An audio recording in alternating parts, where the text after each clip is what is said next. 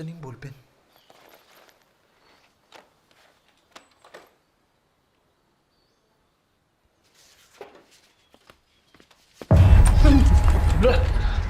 Namasukan bilang kasambahay ang ina mong si Melissa sa gitnang silangan.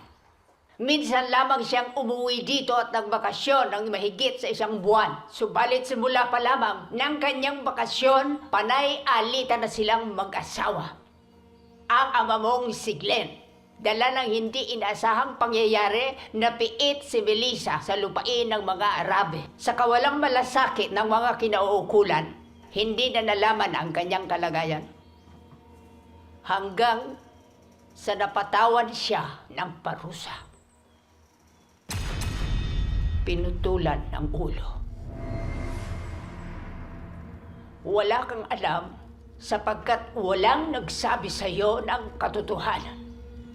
Agad nag-asawa ang iyong salbaheng ama at sa inyong tahanan pa itinira ang babaeng napulot niya. Nagniniig sila sa harap mo nang walang pakundangan sa iyong presensya. At bago ka pa magtapos ng iyong pag-aaral sa elementarya, iniwan ka na sa akin ng iyong ama. Iniwanan ka sa aking pangangalaga. Minahal kita, inaruga, itinuring na kadugo. Bilang ganti, iniwanan mo ako sapagkat suwail ka. At walang silbing tao katulad din ng iyong ama. Lola. Hindi nanggaling sa sinapupunan ko si Melissa. Hindi mo na ako tatawaging Lola. Ang nasa harap mo ay si Mama Susan.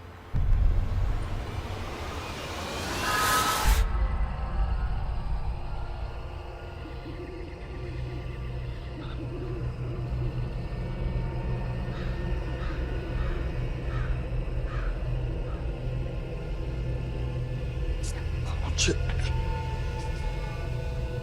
Yan.